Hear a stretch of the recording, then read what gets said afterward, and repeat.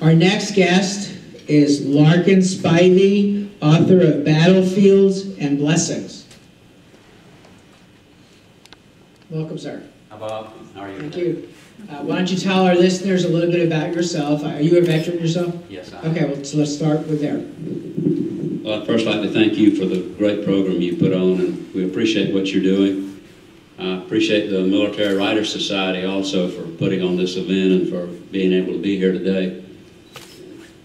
I'm a career Marine. The highlight of my career was in Vietnam. I commanded an infantry company, a rifle company. We operated along the DMZ from Dong Ha to Khe Sanh. And after that, my Marine Corps career was more in middle management and somewhat less noteworthy. Military history was always an important part of my military career, and even before that, as a child, I've always been interested in it and was fortunate to teach it during my last Marine Corps assignment at the Citadel. As a Marine, I guess I could best be characterized as a religious skeptic, going into a different realm here for talk about my book.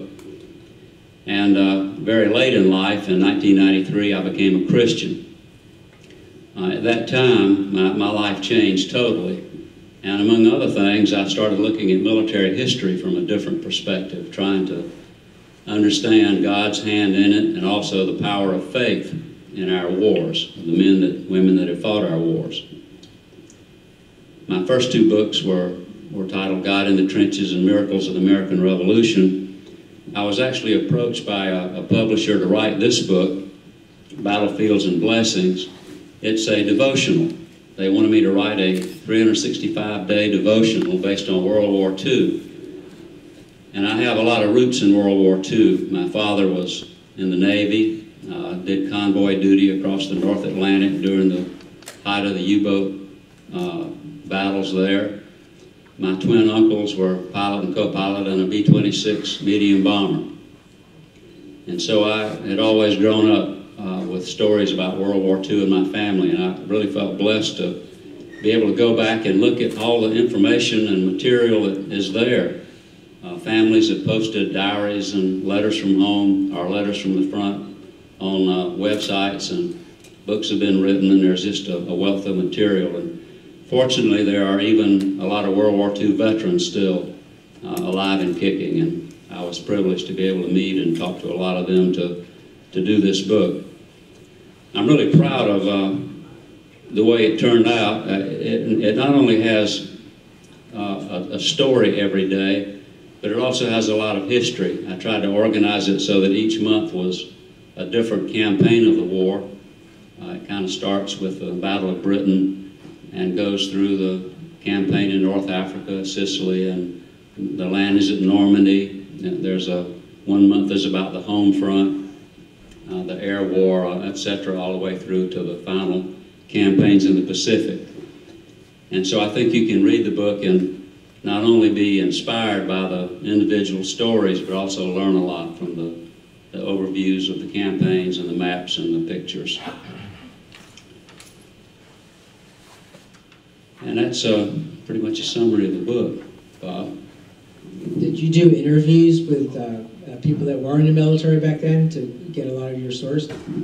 Yes, I did. I really was fortunate to meet a lot of people that were involved in World War II as soldiers, pilots, Marines, and it was a blessing to meet these people.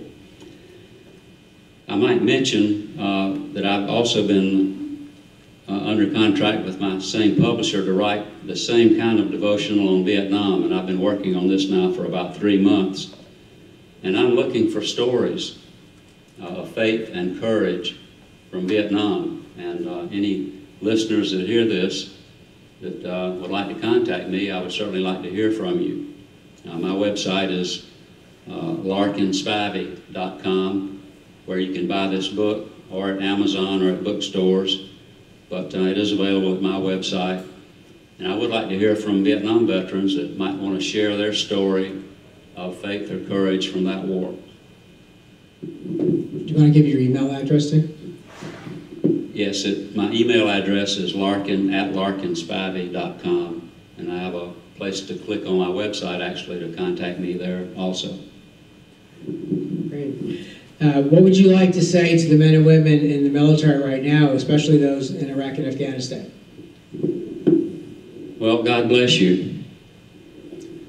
My son-in-law just came back from Afghanistan. He was at Mazar al-Sharif, and I kind of feel like I have some understanding of what's going on, and I know it's tough. And I know you're facing a lot over there. I would like for you to know that there are thousands and thousands of veterans back here who have been under the gun and who understand what it's like and who support you to the hilt every day.